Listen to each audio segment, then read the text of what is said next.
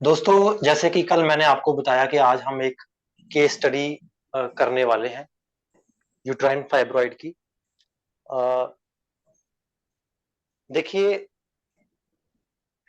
जब हम कोई केस देखते हैं तो बीइंग ए वैद्य हमारे अंदर बड़ी एक जिज्ञासा होती है कि बिफोर और आफ्टर क्या हुआ, बिफोर और आफ्टर क्या चेंजेस आई, है ना। और हम क्या देखते हैं मोस्ट ऑफ द टाइम, हम देखते हैं रिपोर्ट्स। हम अल्ट्रासाउंड रिपोर्ट देखते हैं कि यार कितना कम हुआ, क्या क्या चेंजेस आई। ठीक है, देखना चाहिए, ठीक है। लेकिन अगर आप आयुर्वेद के व्यू ऑफ पॉइंट से देखो तो रिपोर्ट्स बहुत हद तक मैटर करती हैं, एक लिमिट तक। तो टिप ऑफ द आइसबर्ग आप कह सकते हैं। उसके ऊपर क्या है, रिपोर्ट सिर्फ इतना सा काम कर, आपको दिखाती है शो, लेकिन नीचे जो पैथोलॉजी पड़ी है वो हमें सिर्फ क्लिनिकल साइन एंड सिम्टम्स दिखाई जाती है। Sign and symptoms as per Ayurveda. निकलने की तबीयत है, लेकिन निकल नहीं पाती। सो मेरा प्रैक्टिस अगर आप देखो तो शुरू से यही नजरिया रहा, मैं हार्डली रिपोर्ट्स को टच करता हूं और इतना तवज्जो नहीं देता, क्योंकि रिपोर्ट्स कम होना is a by product of your good treatment. सबसे पहले आपने इस जो आइसबर्ग नीचे बैठा हुआ है पानी के नीचे, इसको करेक्ट करना है। जब आप इसे करेक्ट करोगे ना तो ऊपर वाला अपने आप इनविजिबल हो जाए। और as compare to other pathies वो इस पर फोकस ज्यादा करते हैं और पेशेंट भी इसी पर फोकस करता है। पेशेंट को लगता है कि रिपोर्ट्स अगर कम हुई है तो इतना फर्क पड़ रहा है, वो और चीजों को ध्यान में नहीं देता है। साइन एंड सिम्टम्स नहीं देखता, पैथोलॉजी नहीं देखता, संप्राप्ति नहीं देखता, वात पित्त कफ का प्रपोर्शन नहीं देखता कि किस प्रपोर्शन से जो पहले बड़े हुए थे और आज क्या प्रपोर्शन चल रही है उनकी। उसी चीज को लाइमलाइट में लाने के लिए मैंने एक सोचा है कि हम केस डिस्कशन करेंगे, और पर्टिकुलरली हमने आज ये टॉपिक लिया यूट्राइन फाइब्रॉइड। मैं आपको, अगर रिपोर्ट है, रिपोर्ट्स हम शेयर कर देंगे। इसमें एक शेयरिंग का ऑप्शन होता है जिसमें कि हम आपको एंड में शेयर कर देंगे रिपोर्ट्स। मैं आपको रिपोर्ट का रिजल्ट बता देता हूँ, ठीक है। क्या था, पहले हम पेशेंट का प्रोफाइल देखते हैं। अच्छी केस स्टडी देखने के लिए पेशेंट का प्रोफाइल समझना पड़ेगा। हम डीप एनालिसिस करेंगे, प्रोफाइल क्या था पेशेंट का। अब इसमें सब कुछ आएगा, क्या सिम्टम थे, पेशेंट जो था फीमेल पेशेंट, अंडरस्टूड है। Female patient, I can't remember the exact as, I think 40 या 42 ईयर के करीब होगा, ठीक है। क्या चीफ कंप्लेंट थी, पेशेंट हमारे इधर का लोकल था। बिलावर करके एक एरिया है जो कि रिमोट एरिया है, पहाड़ी इलाका माना गया है। सो चीफ कंप्लेन क्या थी, excessive bleeding.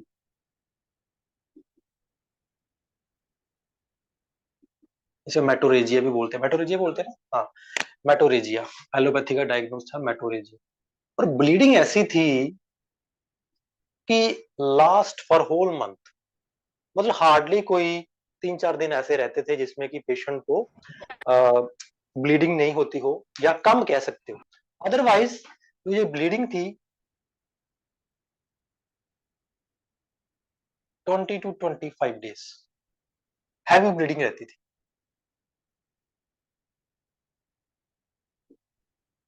With clots.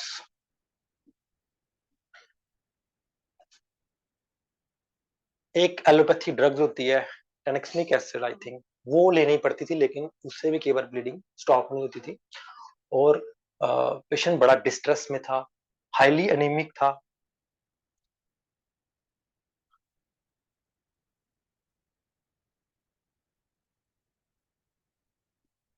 Dyspnoea on exertion, dyspnoea तो होगा ही, जब एनीमिया होता है तो डिस्निया ऑन एक्सर्शन था, ठीक है, पल्पिटेशन थी,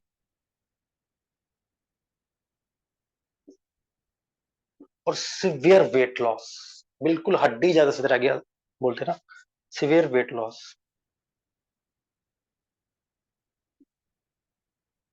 सिवियर वेट लॉस यहां तक आ रहा है, नीचे तक नहीं,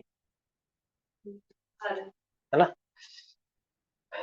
severe weight loss, back pain,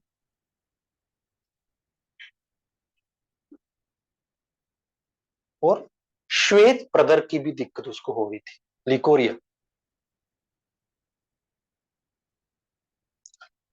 अब अगर साइज देखो यूट्राइन फाइब्रोइड का, लोकेशन अभी मुझे याद नहीं, मैं आपको शेयर कर दूंगा आपको report. 12.3 via 13.5 mm, 12.3 via 13.5 mm इसका साइज था।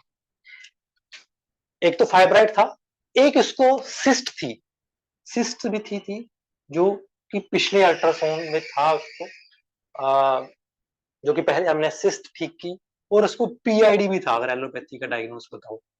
हमारे पास जो एज पर अभी रिपोर्ट्स है उसमें सिस्ट हमने खत्म कर दी थी, पीआईडी भी ठीक हो गया था, उसके बाद इसने दोबारा से अल्ट्रासाउंड करवाया था, और वो अभी हमारे पास अल्ट्रासाउंड है।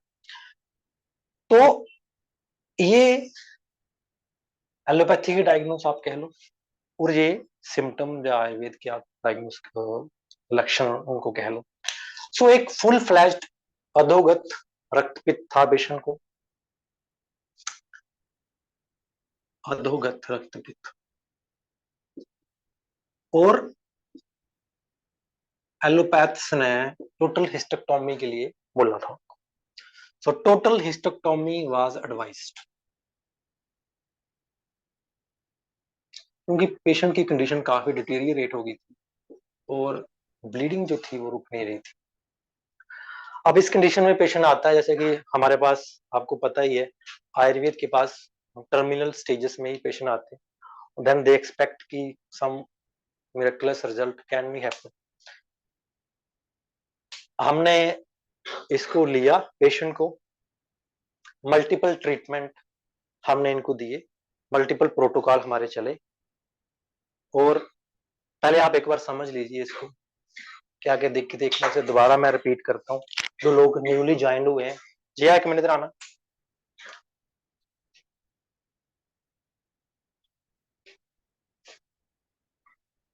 हाँ, जो लोग न्यूली ज्वाइंट हुए उनके लिए एक बार मैं दोबारा से एक्सप्लेन करता हूँ कि अधोगत रक्तपित्त का पेशेंट था, टोटल हिस्टेक्टोमी एडवाइस थी, 42 ईयर फीमेल पेशेंट, ये उसके साइज था फाइब्रॉइड का, सिस्ट थी, पीआईडी थी, सिस्ट सिंपल सिस्ट थी, अभी उसका हमारे पास अल्ट्रासाउंड नहीं है, वो पहले ट्रीटमेंट के दौरान हमने निकाल दी थी। पीआईडी था पेशेंट का, क्या एक्सेसिव प्राइम सिम्टम था, एक्सेसिव ब्लीडिंग थी, जिसे मेटोरेजिया बोलते हैं, और 20 से 25 दिन आप मान के चलोगे रहती ही रहती थी उसको। उसमें से कुछ डेज ऐसे होते थे जिसमें से हैवी ब्लीडिंग होती थी,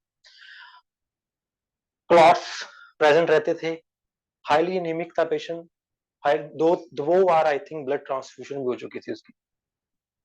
डिस्नी ऑन एक्सर्शन था, ये उपद्रव स्टार्ट हो गए, Disney on exertion, palpitation, fair weight loss, back pain और लिकोरिया। सो अधोगत रक्तपित्त प्लस सर एज क्या थी पेशेंट की? अधोगत रक्तपित्त प्लस क्षय था, वहां तक नहीं आ रहा, 42 के करीब था, 42। अभी आपको रिपोर्ट शेयर कर देंगे, उसमें पता चल जाएगी आप, ठीक है। तो अधोगत रक्तपित्त प्लस क्षय, और एक सिम्टम और था पेशेंट के, बाल जो पेशेंट के थे वो अपने आप उखड़ रहे थे, है ना, कि मतलब इतने वीकनेस हो गई थी, वो प्रोबेबली इसलिए एनीमिया की वजह से हो जाती है। और बाल जब उखड़ जाए हाथों से, तो एक अरिष्ट लक्षण भी आयुर्वेद में माना गया, हेयर फॉल, तो एक अरिष्ट लक्षण भी माना जाता है आयुर्वेद में कि ये अब पेशेंट जाने वाला या इनक्योरेबल फेस में। एनीवे सर के बाल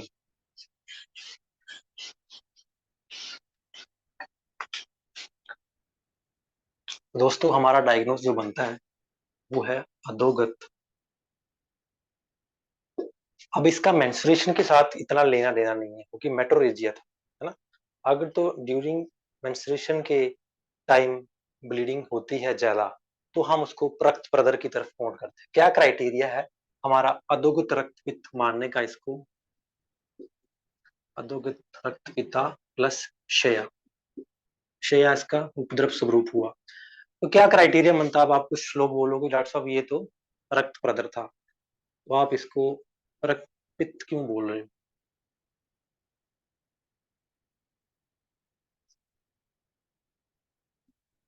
रक्तपिता, तो क्या क्राइटेरिया हमारा रहता है? देखिए अगर ब्लीडिंग ड्यूरिंग मेंस्ट्रुएशन रहती है और लास्ट फॉर 5 to 6 डे और 5 to 7 डे ड्यूरिंग मेंस्ट्रुएशन, तो हम रक्त प्रदर की तरह उसको लेते हैं। और अगर bleeding continue for the whole month irrespective of the menstruation time cycle, तो हम रक्तपित्त की तरफ मानते हैं।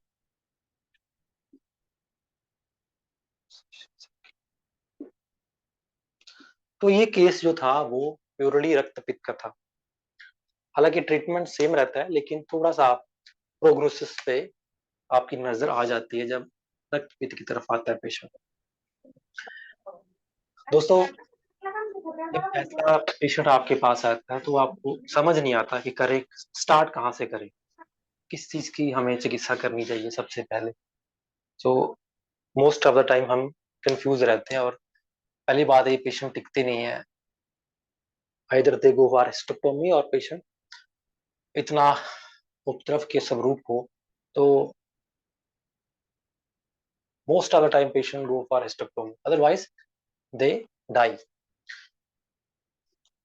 तो सबसे पहला जो मेरा फॉलो अप देखो आप अगर, तो इसमें मैंने इनको अग्नि की चिकित्सा की क्योंकि क्या था, क्षय था और रक्तपित्त हो रहा था। तो हमें रक्त धातु बचानी थी प्लस हमें दूसरी धातुओं की भी चिकित्सा करनी, थोड़ा सा बल लाना था इसमें, है ना। तो रक्त पित्त की चिकित्सा के लिए क्योंकि सबसे पहला प्राइम जिसमें था वो रक्त पित्त को रोकना था, है ना। रक्त पित्त को रोकना सबसे प्राइम था यहाँ पे। सो मैंने जो कषाय शुरू किया वो था निम्बाम्रतादि पंचतिक्त, निम्बाम्रतादि पंचतिक्तम कषाय।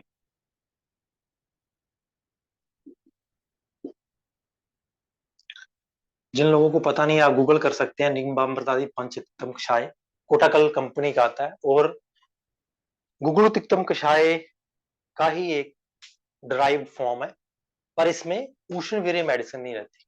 निम्ब रहती है, अमृता रहती है और पंचतिक्त, है ना। पंचतिक्ती होते हैं पूरे इनको दोनों को मिला के, इसमें विष द्रव नहीं रहता, जैसे गुगुल तिक्त में विष द्रव्य भी है। तो बिल्कुल ये तिक्त और कषाय रस प्रधान औषधि, ये दिया सबसे पहले। और डोज इसकी रखी मैंने 5 ml क्योंकि अग्निबल इतना था नहीं पेशेंट का। 5 ml BD before food, 2 hour before food, plus साथ में रक्तपाचक। रक्तपाचक आचार्य चरक का योग है, इसमें भी तिक्त रस जैसे कुटुकी वगैरह और कषाय रस का कॉम्बिनेशन है, ठीक है। ये मेडिसिन दी मैंने इसको। इससे क्या हुआ, ये 14 डेज की मेडिसिन दी हमने और लघु हाथ अग्नि को काउंटर करने के लिए बिल्कुल पेया पे रखा, विश्व को बिल्कुल पेया पे रखा और कंप्लीट बेड रेस्ट दी। 14 डेज के बाद 14 डेज का फॉलोअप दिया गया।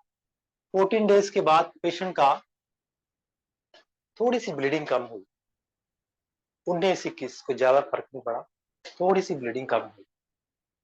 लेकिन जैसे ही रक्त धातु रिस्टोर हुई पेशेंट थोड़ा सा होश में आया और पेया चलने की वजह से थोड़ी सी अग्नि है वो भी थोड़ी सी बढ़ी।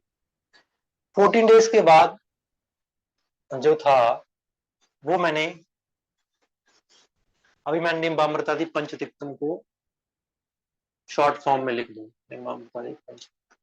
इसको मैंने अब 10 ml के करीब कर दिया। 10 ml बीडी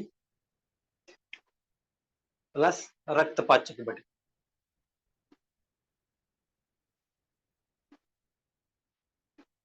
वन बीडी, ठीक है। अब थोड़ा सा अग्नि बढ़ी हमारे पेशेंट की, थोड़ी सी क्षुधा बढ़ी। अब क्योंकि हमें एचबी को काउंटर करना था और ऐसा कोई द्रव्य हमें चाहिए था जो कि अधोगत रक्तपित्त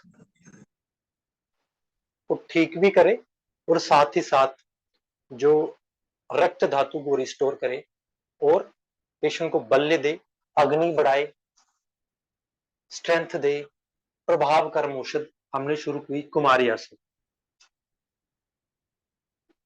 कुमारी आसवन 10 ml, ये वीडियो हम YouTube पे डाल देंगे, डोंट वरी, आप नोट मत करो, अब सिर्फ अभी ध्यान दो इसमें, हम इसको YouTube पे डाल देंगे, आप बिल्कुल फ्री होके देखो, इसको कोई नोट करने की कुछ जरूरत नहीं है, ठीक है। कुमारी आसवन 10 ml आफ्टर लंच और आफ्टर डिनर दिया, अगेन 14 डेज तक दिया ट्रीटमेंट इसको, पेशेंट को रिलीफ मिला, थोड़ा सा एचबी अच्छा लगा उसको का, ओज बल बर्न अच्छा हुआ। पेया की जगह हमने अभी थोड़ा विलेपी शुरू कर दी, ठीक है, थोड़ा सा सॉलिड फूड हमने इंट्रोड्यूस करवाया और ये ट्रीटमेंट 14 डेज हमने दिया, पेशेंट को रिलीफ पड़ा। 14 डेज के बाद दोबारा फॉलोअप पे आई, हमने सेम रिपीट किया treatment, continue the same treatment. फलों में थोड़ा सा हमने अनार का रस इंट्रोड्यूस करवाया,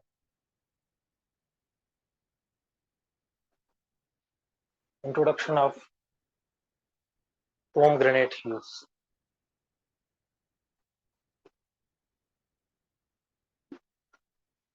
अब मैंने फॉलोअप दिया 1 मंथ का, 1 मंथ का फॉलोअप दिया, पेशेंट धीरे धीरे सटल होना, ट्रैक पे आना शुरू हो गया। 1 मंथ के बाद डोज बढ़ा दी मैंने, कषाय की डोज थी जो निम्बामृता दी पंचतिक्तम कषाय, ये हमने अभी 15 ml कर दिया, फुल डोज कर दी। ये कषाय याद रखिए, थोड़ा सा गुरु कषाय है, भूख मारता है पेशेंट की अगर आप अग्नि बल को ध्यान में ना रखते हुए दे। साथ में रक्तपाचक अपने 2 बीडी कर दी, पेशेंट का थोड़ा वेट भी गेन होने लगा, देखने में अच्छा, हालांकि पेशेंट हमारे पास नहीं आता था, बहुत रिमोट एरिया था पेशेंट, उसके अटेंडेंट आते थे जो कि वीडियो कॉल करवाते थे। रक्तपाचक वटी 2 बीडी और कुमारी आसव भी फुल डोज में 15 ml बीडी देने लगा।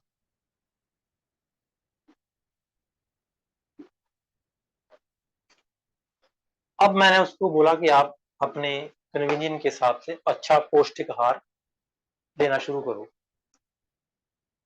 अग्नि बल को ध्यान में रखते हुए। सो षड्रस प्रधान भोजन इज एडवाइज्ड।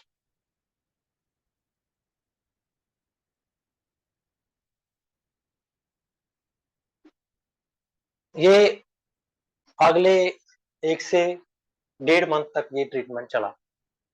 अब पेशेंट काफी हद तक स्टेबल हो चुका था। ये हमारी व्याधि प्रतनिक चिकित्सा चल रही थी अभी। व्याधि प्रतनिक चिकित्सा वो होती है जो कि लाक्षणिक चिकित्सा होती है आयुर्वेद, इसमें आपकी सिम्टम्स को काउंटर करते हो, जो लक्षण है उनको काउंटर करते हो। अब जैसे ही लक्षण हमारे रिस्टोर होते गए तो बल जो था वो भी रिस्टोर होना स्टार्ट हो गया।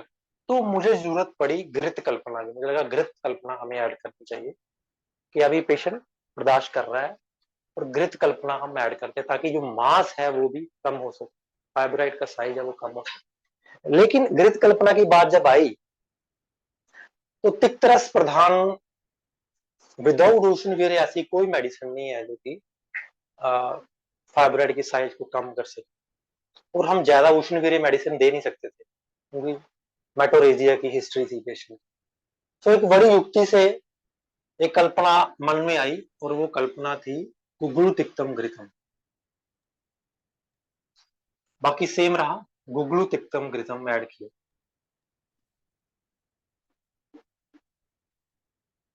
गुगलू तिक्तकम घृतम 10 ml at bed time in melted form. अब इसके पीछे यूज करने की युक्ति जो थी वो क्या थी कि गुगलू तिक्तम ऐसा कॉम्बिनेशन है जिसमें कि तिक्त रस भी है, विषा द्रव्य भी है,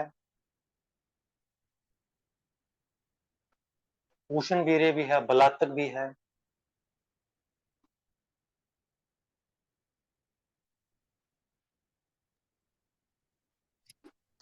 लेकिन इस चीज की खासियत है कि ये तिक्त रस ज्यादा होने की वजह से ये इतना, उष्ण वीर्य तो है लेकिन जो इस टाइप के डिजीज होते हैं जो कि रक्त प्रधान या पैथिक प्रधान डिजीज है उनमें ये सूट कर जाता है एज कंपेयर टू वर्ण अधिकृत। वर्ण अधिकृतम में तिक्त रस नहीं पड़ा हुआ। सो वो अगर वर्णाधिकृत हम देते तो हो सकता है ब्लीडिंग अधोगत रक्तपित और बढ़ जाता। लेकिन हमने गुगलू तिक्तम घृतम इसलिए सिलेक्ट किया क्योंकि इसमें तिक्त रस के साथ विष द्रव्य है और उसको काउंटर करने के लिए घृत भी है। सो एक बड़ा सडल सा योग बन जाता है। लेकिन ये अगेन डिपेंड अपॉन योर युक्ति, आपकी क्या उस समय विजन थी। तो ये स्टार्ट किया, पेशेंट ने इसको खाना शुरू किया, उसने अडॉप्ट किया उसको, उसको कोई कीनली ऑब्जर्वेशन पे मैंने ये दिया था। पेशेंट ने इसको लेना शुरू किया और उसको जो ब्लीडिंग जो नॉर्मलाइज हो गई थी वो कोई इसमें बढ़ोतरी नहीं हुई, उल्टा घृत कल्पना देने से बल में और बढ़ोतरी हुई। क्योंकि जो घृत है वो साथ में है, घृत सूक्ष्म स्रोतों में पहुंच जाता है और गुगलू तिक्तम घृतम जो खासकर जो है सूक्ष्म विवाही स्रोतों में पहुंच के स्रोत क्लॉग्ड हो गए थे हैं उनको भी खोलता है। तो रस वह जो धातुएं हैं वो सही से बनती है, तो रस आदि धातुएं जो है वो सही से। सो गुगलू तिक्तम घृतम हम देखेंगे जब हम पढ़ रहे हैं, जो हमारा सेशन चल रहा है, आने वाले सेशंस पे हम इन कषायों इन कल्पना को इन डिटेल में पढ़ेंगे जब हम इंडिविजुअली देखेंगे। अभी आप ये ध्यान में रखो कि इसके ये कंटेंट हो। पेशेंट ठीक चलता गया, डे बाय डे इंप्रूवमेंट होती गई, हमने ये कंटिन्यू सेम कंटिन्यू रखा।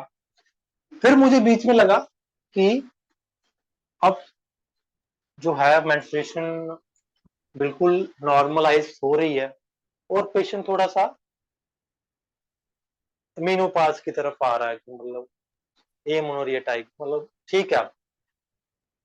तो मुझे लगा कि यार हम थोड़ा सा और कटुरस मेडिसिन डाल सकते हैं जो कि फाइब्रॉइड को और थोड़ा कम करे।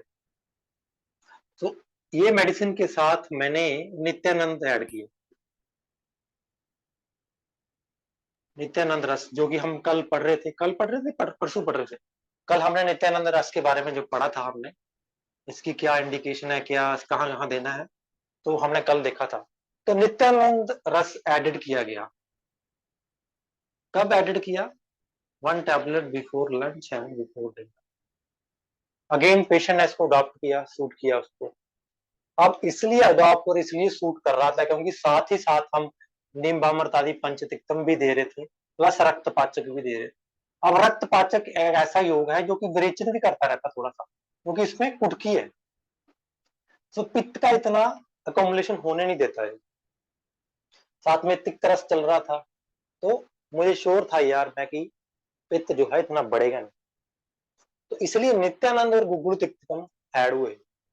ये दोनों 2 महीने और चले और इस दौरान मैंने उनको बोला कि आप अल्ट्रासाउंड करवाओ, और अल्ट्रासाउंड जो करवाया अभी उन्होंने, उसमें फाइब्रॉइड का साइज जो आया है 2.6 वाया 2 mm। ठीक है, ये गवर्नमेंट हॉस्पिटल से उन्होंने करवाया था, मेडिकल कॉलेज में, आई थिंक शायद नहीं गवर्नमेंट नहीं प्राइवेट था, हैंड रिटन रिपोर्ट थी। तो पहले हमें लगा कि सेंटीमीटर के करीब होगा, तो फिर रेडियोलॉजिस्ट से कंफर्म किया तो 2.6 बाय 2 mm के करीब। तो अब इस दौरान मैं ये नहीं कह रहा कि आप साइज को एकदम से मत देखो कि साइज 13.5 mm से करके 2.2 mm तक आ गया, still treatment is going on. But एक जो अरिष्ट लक्षण से पेशेंट वापस लौटा है, बिल्कुल क्षय की अवस्था में था ये, जो अधोगत रक्तपित्त वैसे भी साध्य होता है, आई थिंक, है ना। तो अधोगत रक्तपित्त और इस स्टेज में बहुत कम केस ट्रीट होते हैं ऐसे, आपने भी अपनी प्रैक्टिस में देखा होगा, अधोगत रक्तपित्त प्लस क्षया विद अरिष्ट लक्षणा। तो ये हमने जो ट्रीटमेंट किया इस स्टेज तक आने, अभी पेशेंट बिल्कुल नॉर्मल है, वेट भी पुट ऑन हुआ उसका, आई थिंक कोई 8 to 9 kg के करीब वेट गेन हुआ है पेशेंट का, नॉर्मल लाइफ लीड हो रही है, अग्नि स्थिर है, मानसिक सत्व ठीक है, बिल्कुल नॉर्मलाइज पेशेंट है। तो जो अरिष्ट लक्षणों से हम पेशेंट को वापस लाए हैं, तो ये पेशेंट की आयु भी कह लो, पेशेंट की आयु भी ठीक थी, उसके कर्म भी कह लो, प्लस जो मेन चीज थी वो एक जुडिशियल ट्रीटमेंट की इंटेलिजेंस थी।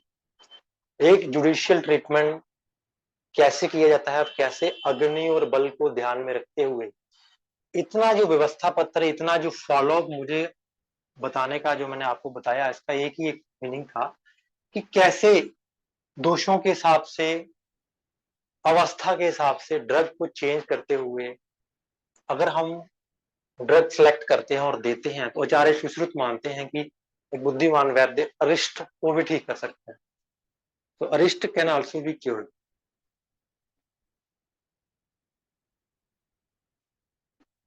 सो ये ट्रीटमेंट प्रोटोकॉल था जो कि हमने यूट्राइन फाइब्रॉइड का एक केस था जिसके अधोगत रक्तपित्त था, उसमें दिया गया। रिपोर्ट्स जो थी वो हम आपको अभी शेयर कर देंगे बाद में। इन द मीन टाइम कोई आपको क्वेश्चन बनता है, कोई क्वेरी बनती है तो मुझे बताएं। किसमें निदान? देखिए डॉक्टर साहब, ये गूढ़ लिंग व्याधियां होती हैं, इनमें निदान इतना ये था कि पेशेंट काफी देर से मेंटली थोड़ा सा डिस्टर्ब था, मेंटली डिस्टर्ब था थोड़ा पेशेंट, और क्षय जो था काफी देर से डेवलप हो रहा था उसको, क्योंकि वो अकेले रहती थी, फैमिली सारी बाहर थी, और मिथ्या हार विहार इतना तो नहीं कह सकते क्योंकि पेशेंट बड़ा रूरल एरिया का था।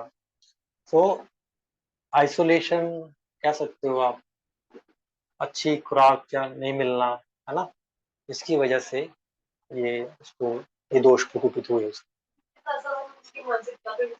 वो तो धीरे धीरे चल रहा था। ऐसे आप देखिए, जब आप पेशेंट वैद्य के संसर्ग में आता है तो वैद्य की जो तो जैसे उसको अश्योरेंस दिखती है, और अश्योरेंस ऐसी नहीं अपने आप आती है, आप किसी को कहो कि मैं तुम्हें ठीक कर दूंगा, ऐसी नहीं होती इंश्योरेंस। इंश्योरेंस एक बिहाइंड द कर्टन काम करती है, और वो इंश्योरेंस तब आती है जब आपको सब्जेक्ट की नॉलेज हो, आप कॉन्फिडेंट हो और आप शांत हो। जब आप विचलित नहीं होते हो ऐसी बीमारियों को देख के, तो पेशेंट कैच करता है कि ये डॉक्टर कर सकता है ठीक। ठीक है, कोई और क्वेश्चन इसके रिलेटेड? कोई क्वेश्चन है आपका?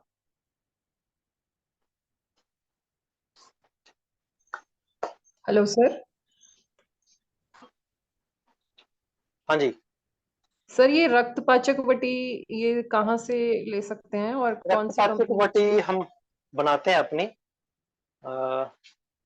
फार्मेसी, आई थिंक कोई बनाती नहीं है कुछ, बहुत सारे वैद्य हैं जो अपने खुद बनाते हैं, खासकर जो पुणे साइड के वैद्य है, नासिक साइड के, वहां आपको मिल जाएगी ये। फोन करके पूछो। हम्म, बना देगा। तो हाँ सर खुद बोल आपसे ले सकते हैं हम अगर आप बनाते हैं तो? अभी तो हम अपने लिए बना रहे हैं, लेकिन कोई बड़ा बात वाला नहीं, वो खाना, बताइए।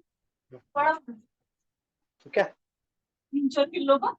अभी पेस्ट्री खा लो और सर वाली। हेलो हाँ जी। सर, रक्तपाचक वटी के इंग्रेडिएंट्स क्या हैं? क्या है इनमें? रक्तपाचक बटी के डिटेल इंग्रेडिएंट आपको ग्रुप में बता देते हैं। ठीक है। हम्म।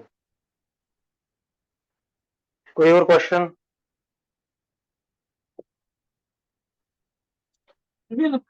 कुछ सर इसमें द्राक्षावलेव, एक मिनट सही होने के बाद साधु कर सकते हैं, बिल्कुल कर सकते हैं, है ना। पर इसमें ये था कि मुझे ये था कि ऐसे तो योग बड़े हैं, बड़े सारे योग हैं, दशमूला रिष्ट है, बड़े सारे योग हैं, लेकिन द्राक्षा क्या है, द्राक्षा बोले मधुर रस प्रदान है, मधुर रस प्रदान। अभी हमें इसमें क्या रस की जरूरत थी, तिक्त और कषाय रस, है ना। तो इसलिए द्राक्षा ब्लेम का इतना मुझे सिग्निफिकेंस लगी नहीं, बाद में ऐड कर सकते हैं, अभी ऐड कर सकते हैं बल्ले के लिए, लेकिन अब मधुर रस है वो।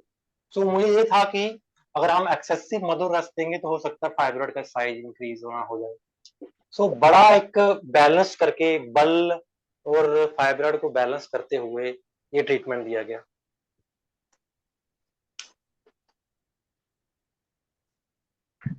हेलो। हाँ जी। नमस्कार सर। सर एक्चुअली मैक्सिमम जो फाइब्राइड होते हैं वो सब वात कफ की वजह से होते हैं, तो लेकिन इसमें अधोग रक्तपित्त समझ के मतलब वो करके ही आपने किया सर, तो इसमें वात कफ का कोई रोल नहीं था?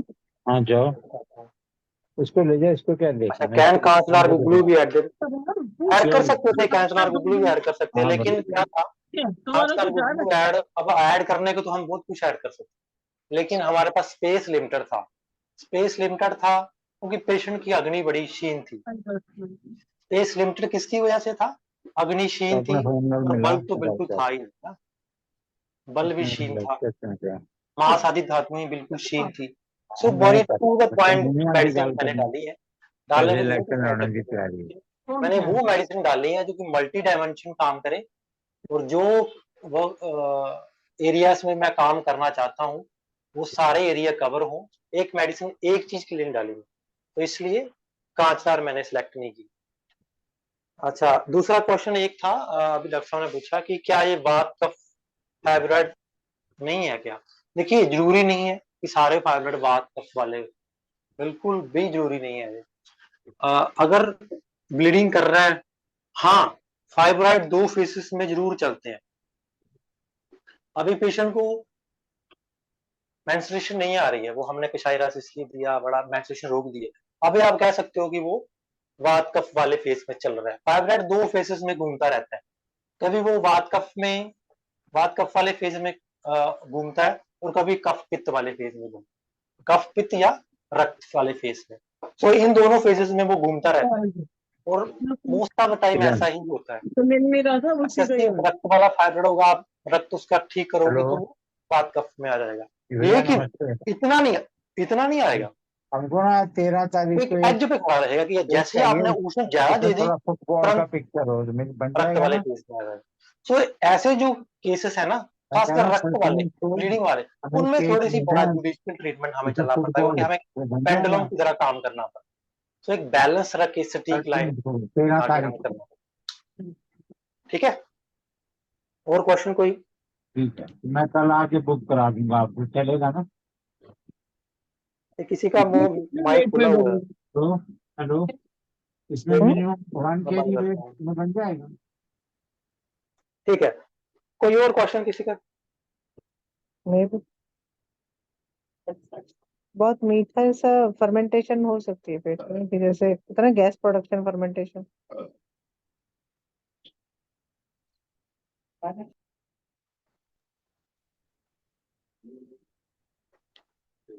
हेलो। हाँ जी, जी नमस्कार सर। सर इसमें नमस्कार। स्वर्ण गैरिक बसुन जो होती है वो मतलब पृथ्वी गुण है उसमें, और कषाय रस भी है, वो भी दे सकते हैं? देखिए, स्वर्ण गैरिक मैंने कभी दी नहीं है, स्वर्ण गैरिक बसम मुझे एक साथ एक्सपीरियंस नहीं है स्वर्ण गैरिक का, और मैं इस पर कमेंट नहीं करूंगा, लेकिन मैंने आपको पहले भी अभी हम डिस्कस कर रहे थे कि ड्रग की, अगर ये मैं यहाँ पे ड्रग की सिलेक्शन थोड़ी सी भी उलटफेर करता, थोड़ा सा भी ड्रग ऐसे देता, तो आई डोंट थिंक सो कि एक फॉलोअप के बाद पेशेंट मेरे पास दोबारा आता। ऐसे केसेस जब आपके पास आते हैं ना टर्मिनल वाले, तो वो बड़े जजमेंटल होते हैं, उनके जो रिलेटिव्स होते हैं, जो उनके अटेंडेंट होते हैं, क्योंकि बिल्कुल एक बॉर्डर पे एज पे खड़े होते हैं। तो अगर आप थोड़ा सा भी रिजल्ट ओरिएंटेड मेडिसिन ना दो, तो क्या होता है कि you will lose the patient, और इस कंडीशन में मैंने जैसे आपको पहले भी बताया कि स्पेस बड़ी कम थी, पेशेंट इतनी कॉम्प्लिकेशन, इतने उपद्रव के साथ आया हुआ था कि मेरे पास कोई भी ऐसा कोई ट्रीटमेंट, ऐसा कोई मेडिसिन नहीं थी जो कि मैं इस पे ट्राई करता कि ये नहीं तो ये दे सकते हैं, ये नहीं। मैंने वही मेडिसिन ट्राई की, वही मेडिसिन दी जो मुझे श्योर शॉट था और जिसके मल्टी डायमेंशन थे। ठीक है, तो सर कोई और ये जो क्वेश्चन? सुमन लता आपने सर, बताई, आपने सर सर आपने सडनली ब्लीडिंग स्टॉप नहीं किया, पित्त शमन पर फोकस किया। बिल्कुल, मैंने आपको, अगर आयुर्वेदा फाउंडेशन कोर्स पार्ट 2 था शायद, अगर आपने आयुर्वेदा फाउंडेशन कोर्स पार्ट 2 पढ़ा हो तो हम जिसमें हमने सारे जो रस हैं जो कि हमारे साथ नहीं जुड़े हैं, शायद मे भी वो जानते ना हो, आयुर्वेदा फाउंडेशन का कोर्स पार्ट 2 में हमने मधुर, तिक्त, कषाय सारे रसों के बारे में पढ़ा है और कहाँ कैसे रस देना उसके बारे में पढ़ा। तो मैंने उस समय आपको बताया था कि जब रक्त पित्त हो, ब्लीडिंग एकदम से नहीं रोकनी है, कषाय रस आपने यूज नहीं करना है, तो तिक्त रस यूज करना है। हालांकि यहाँ पे ब्लीडिंग बड़ी प्रोलॉन्ग थी और ब्लीडिंग इतनी प्रोलॉन्ग थी कि वो धातुओं को क्षीण कर रही थी, क्षय में ला रही थी पेशेंट। तो यहाँ पे कषाय रस यूज कर सकते थे, लेकिन मैंने तिक्त प्लस कषाय रस यूज किया। क्योंकि तिक्त कषाय रस इसलिए यूज किया क्योंकि फाइब्रॉइड था, मास था वहां। अगर मैं अकेला कषाय रस यूज करता तो मैं मास पे काम नहीं कर पाता। तो तिक्त रस यूज किया। तिक्त रस क्या है? ग्रंथि हरवी है, ग्रंथि हरवी है और रक्त को भी ठीक कर। तो एक जुडिशली यूज इसलिए तिक्त और कषाय रस का कॉम्बिनेशन मैंने यूज किया। कोई और question? Different view to see patient. मुझे समझ नहीं आया, कॉम्प्लीमेंट था या क्या था?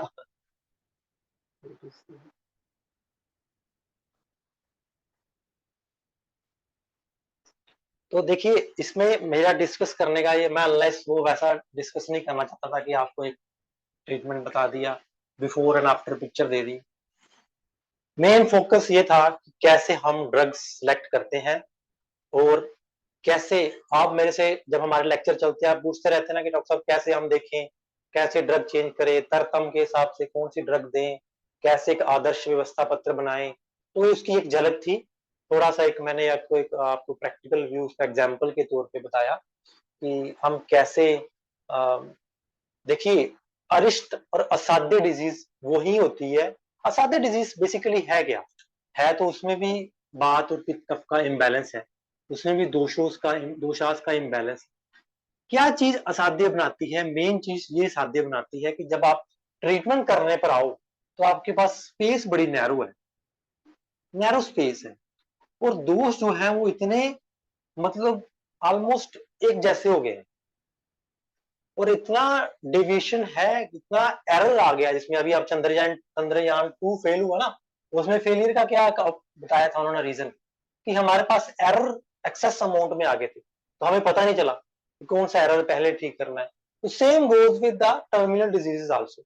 मैं जो कि कैंसर पे ही काम करता हूँ, तो टर्मिनल डिजीज का काफी हैंड रहा है शुरू से ही। सो टर्मिनल डिजीज में होता क्या है कि इतना सारा दोषों का इम्बैलेंस हो जाता है और प्लस अग्नि जो है वो डाउन रहती है, बल हमेशा डाउन ही रहता है। तो दो जो पिलर है वो हमेशा आपके शरीर ही रहते हैं, बड़े कमजोर होते हैं। सो इन ट्रीटमेंट करते करते इनको भी बढ़ाना है आपने और यहाँ पे ट्रीटमेंट भी देना है, व्याधि को भी ठीक करना है। तो एक बड़ा जुडिशियल व्यवस्था पत्र बनता है, फिर जाके ये डिजीज टैकल होती है। Compliment sir, thank you ji, thank you. Cyst small cyst थी, सिंपल सिस्ट थी वो, तो इतनी कॉम्प्लिकेट सिस्ट नहीं थी। वो निकल गई, उससे निकल गई होगी निम्बा अमृता दी पंचती। और कोई क्वेश्चन?